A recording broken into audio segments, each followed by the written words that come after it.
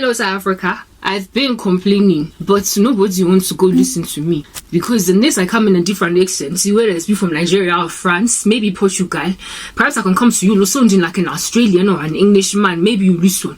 Because the moment I speak Zulu, you throw me in a ball. You throw me in some kind of a hot fantasy, because you think that me, I'm Shadrach, Meshach, and Abednego. Me no go wear no asbestos suit. I don't understand anything about lion's teeth. So no go to me, not lions then like Daniel, but you do it anyway. I'm going home. You won't understand what time it is we've arrived. Anyway, this is the second part. Go and check out the first part. If you don't go take it out, I don't care.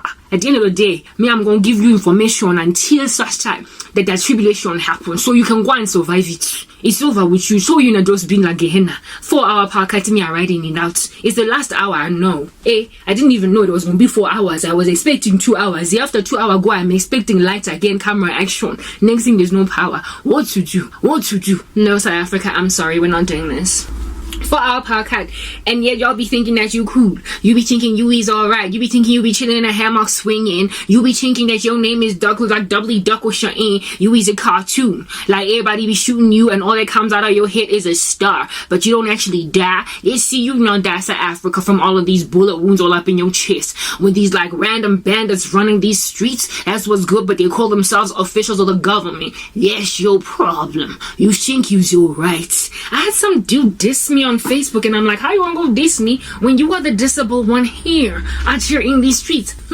I'm actually talking about this podcast crisis. Listen, guys, there's a problem in the country, no. I mean, look, it's like a total dystopia. Who wants to live in a dystopia, though? No, guys, like, this stuff needs Jesus. And this dude be responding to me on some, oh my goodness, I was expecting you to speak about voting, and then you come and tell me about a novel. He done literally call the Bible a novel. Like, who does that? Who? Hey? Mockers and scoffers of the last days. I was like, no wonder me I no go listen to comment on YouTube. No wonder I no go check notification on TikTok. Or me I no go hear rubbish. Because people over here in these streets are going rubbish. They speak it 24 hours a day. Almost as if there's like music to the ear. The way they speak so much. I think people are going to bob their head or sway left to right from listening to rubbish. Instead, all you do is just shoot people dead with your stupid words. Here in Lazo's silly guy. Speaking nonsense to a woman that's already in a lot of pain. Trying to put like a little bit of a band-aid on my broken heart. And then he goes and like, bombs me with that stupid comment. I regretted reading it, but not before I realized it was you. No, that's why we go 4, 5, 10, 20 hour power cut in South Africa. That's why we got this problem going on. When people tell you what is the solution to your strange situation, there's pandemonium all over the show that's wreaking havoc in all of y'all's general constitution, you in denial. You be like, God, please, like, girl, like, spare me, you and your Jesus. And I'm like, you know what? I get the step and bounce, or I will get the step and I will bounce. I will make like Lot. I will dust my feet off, and you will then be Sodom and Gomorrah. That's what's good. Because this guy and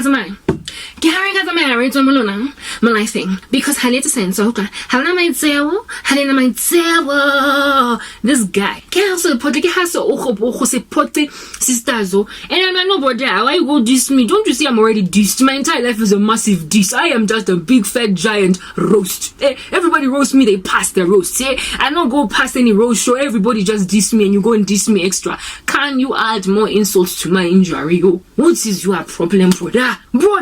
Comment on a broken woman's testimony, and then you just go and spit you as a hotel on top of it. What is your issue? Telling me that I am speaking about reading a novel to fix the country. Dude be calling the Bible a novel. Imagine that. I mean, so much disrespect now, South Africa. I'm sorry. You got a problem, not me. You don't know God. The world has gone awry. Everything is falling all over the show. Projectiles are hitting the fan, and they're coming back to strike you in the heart. A dead, a code, a go to hell. That's what's good.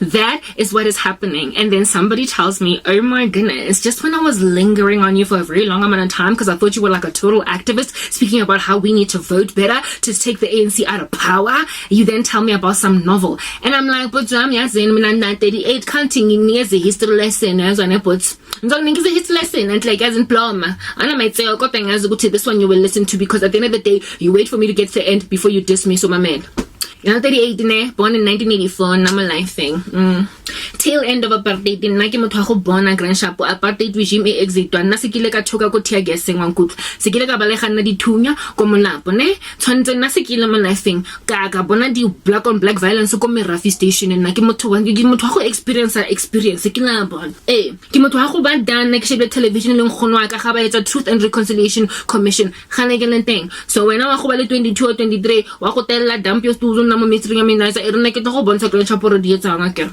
e re ke go totlele abut I was here, Mankutwa. I was here. I lived, I loved, I was here. Bonnie Rubbish. When the first president of the country came in and we thought he was the baddest, the first black president. And it was a song on my black president. And we thought Brenda Fassie was onto something. We were loving that dude. I done saw those snake-like cues in 1994. Vote 94. First ever democratic election where everybody could vote up in this country. I was here. Might have not been able to vote. I was only 10 years old, but I lived, I loved, I was here. Me and my cousins, never can get little boregile because never kapilong hono. Hey, I love that we were there for like hours. Just pulling out our hairs on time, mina, ready gaming and just the body queuing snake like until ultimately my grandmother ticked or crossed or whatever under heaven she did to vote for Nelson Mandela to become the first ever black president of this democratic new nation called South Africa. And I was like, Megamnandi, I guess go celebrate my life thing. Dude becomes president. I let's see you do shine. Hop up and down, Mr. Tata, since everybody be calling you Tata, even though the Lord done said don't nobody call nobody Tata except for the Father in heaven. That's what's good. Anyway, but like this is what happened. Nelson Mandela won't come into presidency and do nothing, no. He literally do nothing, no, except forgive a whole bunch of people that need not be forgiven, no.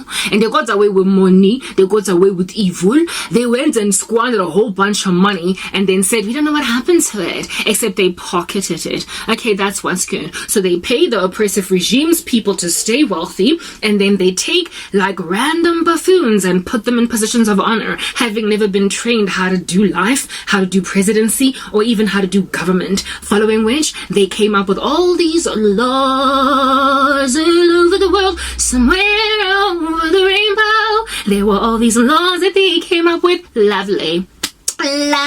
Just absolutely lovely. Herein lies the Constitution of the Republic of South Africa of 1996. And I was like, look at you go, you go. Hey?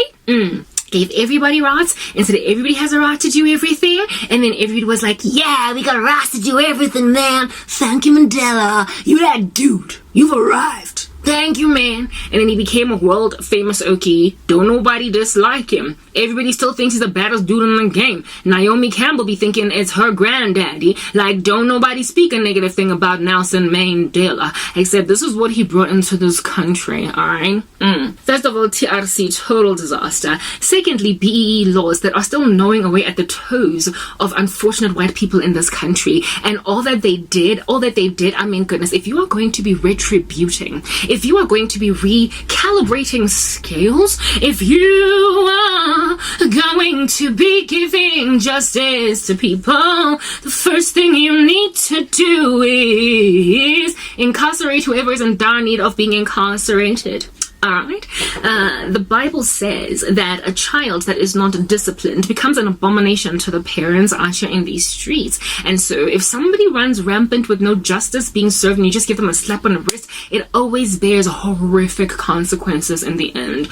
Alrighty, so let's move on to the next part to gauge what I'm going to say next, because I suspect you might just be interested since we're sitting out a 4-hour power cut and this is the last hour.